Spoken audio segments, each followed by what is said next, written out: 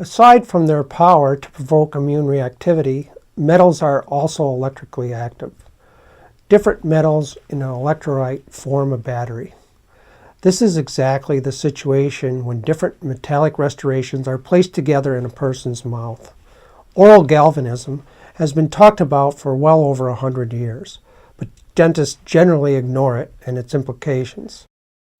Suggesting that the mouth could be a battery and that the teeth can have electrical potential, which can be dramatically increased with metal restorations, probably sounds blatantly bizarre to just about anyone who has not studied oral galvanism. Yet the fact that such a situation can actually occur is quite elementary. First, defining the scientific term oral galvanism assists greatly in conveying information about this dental phenomenon. Galvanism is defined as, quote, a direct current of electricity, especially when produced by chemical action, end quote. Thus, oral galvanism simply means electric currents produced by chemical action in the mouth. Considering all of the available options for dental materials, such as fillings, crowns, bridges, wires for orthodontics, and more, the accessibility to metals to serve as the anode and cathode in the oral cavity is abundant. Obviously, a mouth with any amount of metallic dental restorations has all the metals needed to produce chemical reactions, but saliva also plays a role, serving as the electrolyte, especially due to the contents of saliva, which can contain varying levels of calcium, magnesium, potassium, and acid. Researchers have provided a simple explanation of the process. Quote, in dentistry application, galvanic corrosion occurs when two or more dental prosthetic devices with dissimilar alloys come into contact while subjected to oral liquids like saliva. The difference between the corrosion potentials results in a flow of electric current between them, end quote. The source is H. Zodi et al., Chapter 7, Galvanic Corrosion Behavior of Dental Alloys in Environmental and Industrial Corrosion, Practice and Theoretical Aspects, 2012. It is not surprising that the term oral galvanism is often used synonymously with the term galvanic corrosion. This is because a primary action of electrical currents in the mouth is to cause corrosion similar to the rust that appears on batteries, cars, and other metallic objects. Indeed, it is typically accepted that electrical currents in the oral cavity result in more extreme corrosion of the dental materials, and that this in turn can result in more metallic releases and sometimes in the failure of the material. A variety of factors can determine the rate of corrosion, and research has identified a number of situations that can increase corrosion, including the ones on this much abbreviated list. These are the combination of gold and amalgam, the different surfaces of the restoration, the composition of saliva and dentin fluid, biting, wear and tear, increase in temperature, and acidic and salty food, injury reactions at the interfaces between gingival or root canals and the restoration materials, periodontitis or chronic periodontitis. Similarly, a wide range of symptoms from oral galvanism have been reported in patients. Dental literature going back to the 20th century recognized that galvanic electricity generated by metallic restorations could cause localized pain, lichenoid lesions, inappropriately elevated muscle tone, jaw tension, temporomandibular joint disorders or TMD, and temporal headaches, just to name a few. More specifically, galvanic currents have been associated with sharp pains, and galvanic corrosion has been linked to metallic taste in the mouth, allergy, and irritation. Additionally, oral lesions, blackening of amalgam surfaces, amalgam tattoos, and all of the symptoms related to mercury poisoning have been linked to oral galvanism from amalgam fillings. For detailed citations to support this information, see the source J. Call A. Just, Electric Teeth, Chemical Reactions in the Mouth and the Phenomenon of Oral Galvanism, Champions Gate, Florida, IAOMT, 2014. Also see J. Pleva, Corrosion and Mercury Release from Dental Amalgam, Journal of Orthomolecular Medicine, 1989. It must also be reiterated with emphasis that the issues we have discussed related to galvanism and biocompatibility are not limited to only the oral cavity. Metals can cause adverse health effects even when they don't touch each other or are not even located in the same part of the body. For example, Dr. Scott Schroeder, a foot and ankle surgeon, is doing research showing how foot implants and dental materials can jointly cause ill health. He also testified at the FDA's Immunology Devices panel in November 2019. Good afternoon. I'm Dr. Scott Schroeder. I have no disclosures, and I'm a foot and ankle surgeon from Washington State. I've been in practice for over 30 years. I do a lot of foot surgery. I've had thousands of patients that I've operated on. I put a lot of metal in, and over the years I've had a keen sense of awareness of some of the reactions that can happen with this metal, specifically systemic reactions. I've had a study going on over the past couple decades. Over the past 10 years, I've surgically removed over 1,000 implants in over 400 patients. Some of the systemic effects that I've seen over the years: muscle spasms, fibromyalgia, joint pain throughout the body, severe fatigue, sleeping problems, migraines, dermatologic conditions, emotional issues, exacerbation of rheumatologic conditions, paralysis issues, which I will present, neuromuscular conditions throughout the body, reactions of hardware in other parts of the body. Cause and effect is what I'm presenting, and where I place metal implants or somebody else has, and certain symptoms develop. Metal implants are then removed, and certain symptoms either significantly improve or completely resolve. And in many cases, it's completely resolved. Cause and effect is very powerful, and it's hard to dispute. In my study, it appears we have sensitivity reactions as well as galvanic reactions and allergic reactions, or a combination thereof. One thing I've been working on is galvanic or battery-type reactions between dissimilar metals in the body. Titanium is positively charged, stainless steel negatively charged, amalgams are negatively charged, and I've had success in removing metal from the feet, improving symptoms in a total knee or hip or back issues. So how much of the body is comprised of electrical impulses? Well, a depolarization of the nerve and a nerve impulse fires off at about 70 millivolts. I worked with a neurologist, and he does a lot of electrodiagnostic testing, and he recommended we use a voltmeter and ultrasound gel. This is baseline for this testing here, 3.2 millivolts. I then took titanium plate and a stainless steel plate I've taken out of the body, 478 millivolts. And these are not touching each other. And then I've been having problems with metal in the foot and metal in the mouth.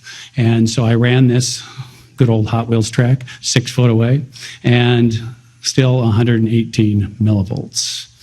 Here's some corrosion from a plate, titanium plate, that was only in there for 4.5 months. So first patient, severe back pain, had stainless steel I'd placed in her foot, both feet actually, about 20 years ago, 3 years ago. She had titanium plates and screws in her back, had significant symptoms ongoing. Everything had fused. She then had a total knee implant. Back pain worsened. I ended up removing the stainless steel from her feet, and her back pain essentially resolved. Here's some of the hardware. Another patient had an interstim for an overactive bladder in her back, and I had previously, 2 weeks previously, fused her big toe joint with a stainless steel plate and screws. She had no problems at that time. Once she had the interstim placed, she had significant pains going up her left leg and then into her back, and it developed to the point that it was very difficult for her to get up from a sitting position. It was hard for her to get her feet underneath her, and she felt as if she was going to fall. I removed the hardware, and all of her symptoms completely resolved. Here's the interstim.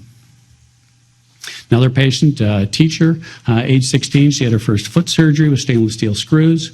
Later I saw her in her 30s, had to do some revisions and used titanium. She had problems with earrings, felt she had a nickel allergy, removed the stainless steel. She did fine with that. A couple years later, she comes back, screw is irritating her. Okay, let's get it out.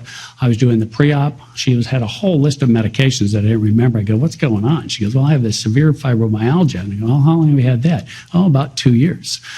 Well, what else do you have? Well, I have this chronic fatigue, and it's just terrible. How long have you had that? 2 years. You have any other metal in your body? No. You have any dental fillings? No. Oh, but I have this bar behind my lower teeth. Oh, you had braces. Well, when did you get your braces? Oh, about 2 years ago. And that's how my conversations go with these patients. So we got her tested, ELISA lymphocyte transformation test. She was positive to nickel and titanium dioxide and to vanadium. And we ended up getting her in to get her titanium out. And I will have you listen to a voice memo here. Out of your foot. So almost immediately after you took the screws out of my feet, I noticed that almost all of my body pain and my migraine symptoms had gone away. And within a couple of weeks, actually all of my rosacea had cleared. So I was able to stop most of my medicines within a month. I think I was taking 18 different medicines for fibromyalgia at that point. And then shortly after that, I made an appointment to take the bar out from my teeth. And since then, I take one pill a day for my migraines, and that's it. All right.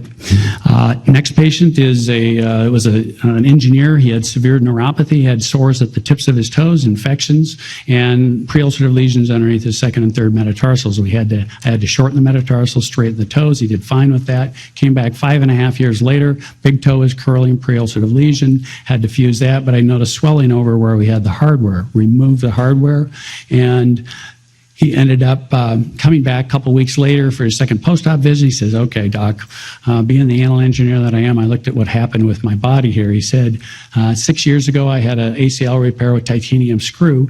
4 years ago, prior to the surgery, he started developing neuropathy symptoms in his feet, progressed to his hands, his entire body. You put the hardware on my feet. 3 months later, I started developing basically paralysis for 45 minutes every 2 to 3 days, and went up to 10 hours a day. He was disabled. You took the screws out of my feet. I went from being paralyzed 10 hours a day to 1 hour a day. Then he ended up, we got him tested with a ELISA test, and he was positive for nickel and significantly positive for palladium, which he had in 6 white gold crowns in his mouth, 26% palladium. So here were the screws from his feet and the one from his knee. And so I ended up presenting his case over in London at a lecture on metal allergies or metal sensitivities and reactions associated with systemic effects. And this was a open letter to Dr. Stetskal, Vera Stetskal, who developed the ELISA test. So even though we never met, Dr. Stetskal's impact on my life is immeasurable. Our lives crossed paths after I had been a rigid quadriplegic for over 5.5 years. I experienced episodes of paralysis that would leave me completely immobilized, paralyzed for excess of 10 hours a day. Neurologists and geneticists performed neurological and genetic testing at the University of Washington and Mayo Clinic over this time without additional diagnosis other than episodic rigid quadriplegia. It wasn't until my podiatrist, Dr. Scott Schroeder, suggested the ELISA test that I saw any hope. When Dr. Stateskal offered to do the ELISA test herself on a gratis basis was more than I could have ever hoped for. The testing and results allowed me and my doctors to understand what was truly happening in my body. Then we were able to formulate a treatment plan. Today, as I write this, I am completely paralysis-free, and words cannot express my gratitude for what a difference Dr. Stateskal has made in my life. I was told that most likely I'd be in a wheelchair the rest of my life, and just last year I had the opportunity to walk my daughter down the aisle at her wedding. So he had oxidation under these implants. I think he had a galvanic reaction between the two that then exacerbated the sensitivity reaction of the two. So in closing, these diagnostic reaction or diagnoses mental reactions, you have to have a high index of clinical suspicion. And really, we need to train our medical community. A lot of the surgeons and docs in our area have no idea about this, and I would implore the FDA to really work with this in medical school training residencies and CME courses. As far as testing goes, one of my rheumatologist colleagues says, I don't have great tests all the time, but you have to use those in combination with my clinical information. And so the ELISA test has been significantly important for me, and I really think this needs to be covered by insurance throughout this country to really get this thing going.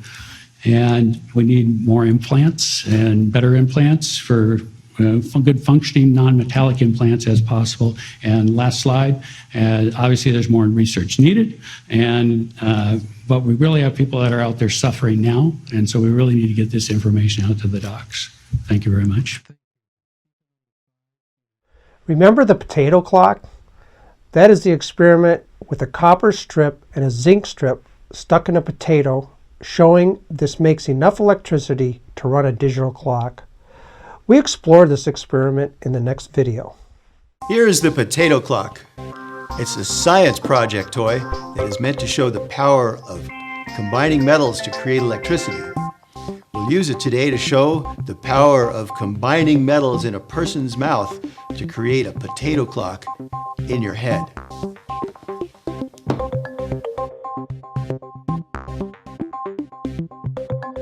Here are 2 potatoes, each with a zinc and a copper strip embedded in them. It takes 2 cells of zinc and copper to run this little digital clock. When you hook them all up, the potato clock starts to run. Got it?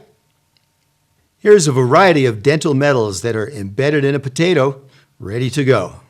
This one is a pure titanium implant. This one is a titanium alloy implant. Here is a lump of amalgam. This one is the remnant of a Maryland bridge, a nickel chromium alloy. Here is the remnant of a crown, porcelain fused to mystery metal. Here is an ingot of high gold content, crown and bridge gold, and here is a bridge of porcelain fused to some kind of yellow crown and bridge gold.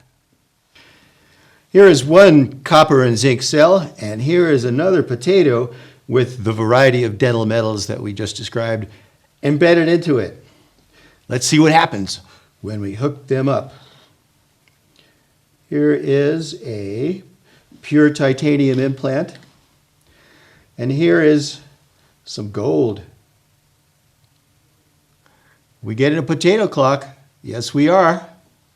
Here's another gold alloy, and it is lighting up, a mystery gold alloy, and there we go, we get the contact. Here is a titanium alloy implant versus yellow gold, and that lights up the potato clock. Here's some crown and bridge gold. Here's a white gold alloy. And here is some amalgam. And you'll notice that the 2 electronegative metals do not light up the potato clock. Here is a remnant of a Maryland bridge, a nickel chromium alloy. And that lights up the potato clock. And gold, and the white gold. There we go. What about amalgam? Here is a lump of amalgam. What does that do with a pure gold alloy? It's the potato clock. Here, crown and bridge gold, a white gold alloy. What about titanium alloy versus amalgam? No. 2 electronegative metals. We dentists pick metals for people's dental restorations on the basis of their mechanical properties and their durability, but we rarely take into account the electrical properties of the metals. This little demonstration shows how by randomly selecting metals for people's dental restorations, it's the equivalent of creating a potato clock in their heads.